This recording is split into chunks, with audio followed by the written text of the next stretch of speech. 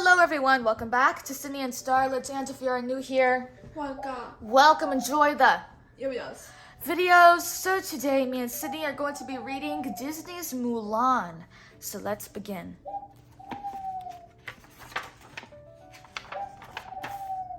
Long ago, the Emperor of China ordered that a great wall be built to protect his empire from the evil Huns. In those days, a son brought honor to his family by being a brave soldier. A daughter brought honor to her family by being a good wife. So it was that young woman visited a matchmaker who would find them a husband. They had to impress the matchmaker. One morning, a young woman named Mulan was being prepared to visit the matchmaker. Mulan was nervous. She wasn't like the other girls. She could look proper, but could she act proper? Mulan's mother placed a beautiful comb in her daughter's hair. "There, you're ready," she said. "Not quite," Mulan's grandmother said. "You'll need something for good luck." Then she tied a small insect cage around Mulan's waist. "With this cricket, even you can't blow it." When Mulan finally met the matchmaker, the visit did not go well. Poor Mulan was very nervous. Then Mulan's lucky cricket escaped from his cage and landed on the matchmaker's dress. The matchmaker was terrified. She fell back and landed against a lit stove. Suddenly, her clothes caught fire. "Put it out! Put it out!" the matchmaker cried. Mulan grabbed a teapot. Splash! "You are a disgrace!" the soaking wet matchmaker shouted. "You may look like a bride, but you'll never bring your family honor." Mulan returned home. When Fa Zhu saw his daughter's face, he guessed things had not gone well. While her horse Khan drank water, Mulan wondered if she could ever bring honor to the family. Mulan's father tried to cheer her up. "What beautiful blossoms we have this year," he said. He pointed to an unopened flower on a nearby tree. "Look, this one is late, but I'll bet that when it blooms, it will be the most beautiful of all." Mulan smiled. Her father was saying that one day she would bring honor to her family. Just when Mulan was starting to feel better, she heard the beating of a drum. Mulan climbed the wall and saw the emperor's advisor, Shifu. "The Huns have invaded China," Shifu announced. "By order of the emperor, one man from every family must serve in the imperial army." In his youth, Mulan's father had been a great soldier, but age and an old war wound had dulled his fighting ability. That evening, Mulan secretly watched him, her heart filled with sadness. Mulan knew that he could not survive another battle, so she came up with a plan to save his life. That night, Mulan quietly sneaked into her parents' bedroom. Carefully, she took the scroll calling her father to war. In its place, she left her hair comb as a token of her love. Then Mulan took her father's sword and cut her long, beautiful hair. Slash! Mulan put on her father's combat uniform and left the house. She looked like a young soldier going to war, for this was her plan, to pretend to be a boy and take her father's place in the army. As rain poured down hard and cold, Mulan mounted her faithful horse, Khan. She rode off, not knowing if she would ever see her family again. Later that night, Mulan's parents discovered what she had done. They were shocked. Impersonating a soldier was a crime, and if Mulan were caught, she would be killed. But there was nothing they could do. Mulan's grandmother prayed for help. "Ancestors, hear our prayer," she pleaded. "Watch over Mulan." Outside, in the garden temple, the Fa family's ancestors heard the old woman's prayers. The spirits agreed to send a guardian to help Mulan. A little dragon named Mushu volunteered. Mushu had been demoted from his position as a family guardian. The ancestors laughed at him. The ancestors had no faith in Mushu, so they ordered him to use his gong and awaken the most powerful guardian of all, the great stone dragon. Mushu approached the old statue. "Yo, Rocky," he called. "Wake up!" The great dragon did not wake up, so Mushu climbed onto it and loudly banged the gong against its ear. "Hello? Hello?" he yelled. Suddenly, the dragon's ear broke off. "Uh-oh," Mushu said. The entire statue began to crack, and it crumbled to pieces. "Oh no, they're going to kill me," said the panicky dragon. Just then, Mushu saw Mulan's lucky Cricky. Cricky gave Mulan an idea. Cricky gave Mushu an idea. If Mushu could turn Mulan into a war hero, then the ancestors would forgive him and make him a guardian again. So Mushu and Cricky followed Mulan, but the little dragon was afraid that Mulan would not trust him. So he cast a giant shadow of himself to make her think he was a big, wise, and powerful dragon. The tiny Mushu then stepped out from behind some rocks. "Who are you?" Mulan asked with surprise.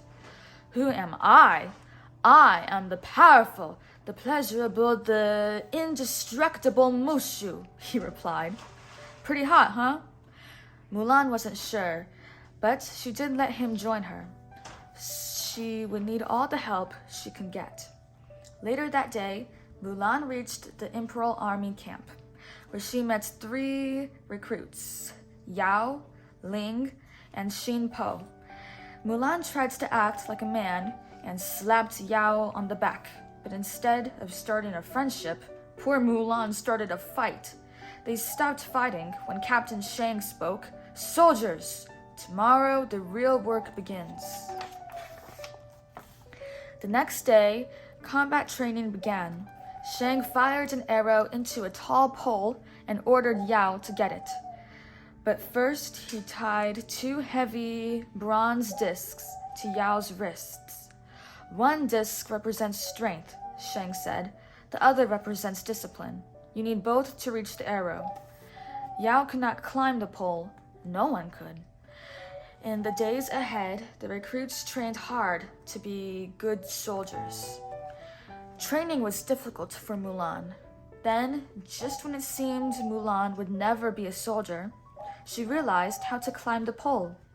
Mulan tied 2 discs together and used her weight to pull herself up the pole. The soldiers cheered. Even Shang smiled. All the training paid off. The recruits were now ready to fight. Days later, they were marching through a mountain pass. Suddenly, arrows began falling from the sky. They were being attacked by the Huns and their evil leader, Shan Yu. Shang ordered his men to fire cannons. Boom, boom. But the cannons were not enough. The Huns were winning. "Aim the last cannon at Shang Yu," Shang cried desperately. Just then, Mulan had an idea. She grabbed the last cannon and fired it, but instead of shooting it at Shan Yu, she aimed it at the snow-covered mountain above him. Wham! The cannon shell exploded into the mountain peak. Suddenly, the mountain began to rumble and snow started to fall. Mulan's plan worked. The noise started an avalanche. Shan Yu saw what Mulan had done and tried to attack her, but he was too late. Soon, the Huns were completely buried in the snow. Mulan was a hero. Although she had disobeyed Shang's order, she had saved the army and defeated the Huns. "You are the craziest man I have ever met," Shang said Mulan, "and for that, I owe you my life. From now on, you have my trust."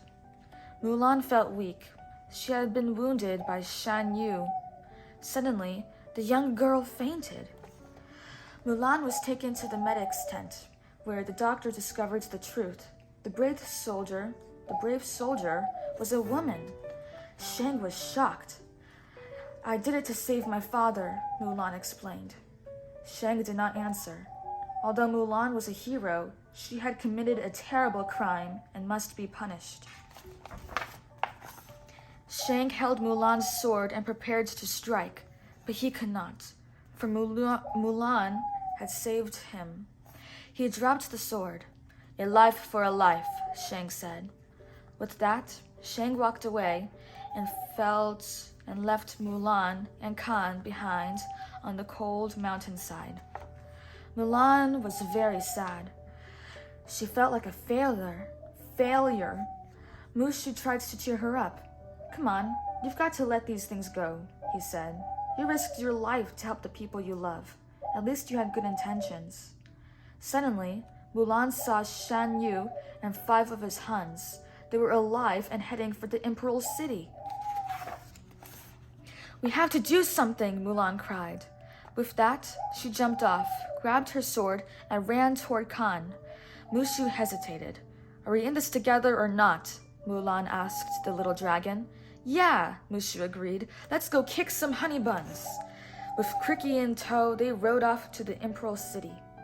Mulan arrived in the Imperial City to find Shang and his men in a parade celebrating the defeat of the Huns. Shang, Mulan cried. The Huns are alive. They're in the city. Why should I believe you? Shang replied coldly. Shang ignored Mulan. He rode off to the Imperial Palace to meet the Emperor. At the palace, Shang met the Emperor. Suddenly, one of the paper parade dragons ripped open. It was the Huns. They had hidden in the dragon so that they could attack the Emperor. The villains knocked Shang down, captured the Emperor, and locked him inside the palace. Mulan rejoined her friends. To save the Emperor, they had to get inside. But how? Mulan had an idea. She, Yao, Ling, and Xingpo dressed like women to trick the Huns.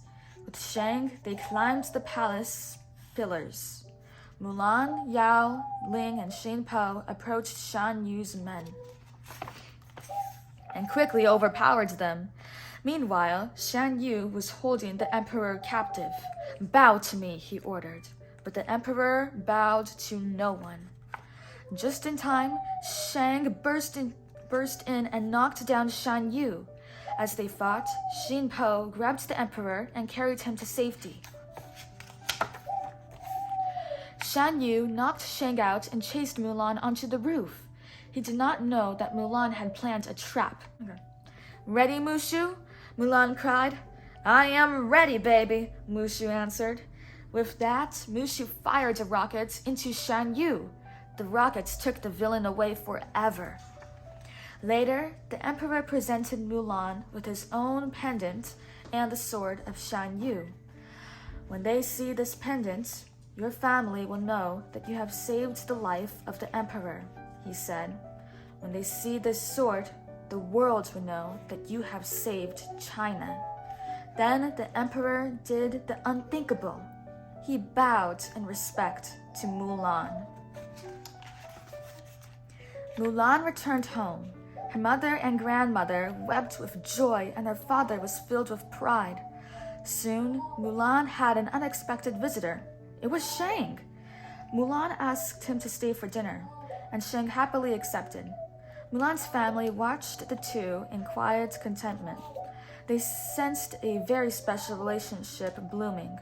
As for Mushu, when the ancestors learned of his deeds, they no longer laughed at the little dragon. They celebrated, and Mushu would officially become a family guardian again. Mushu was thrilled. Send out for egg rolls, he cried. That is the end. So that is it for today, everyone. We really hope you all enjoyed it, and we will see you all next time. Bye-bye. Bye-bye. Pick out your favorite page.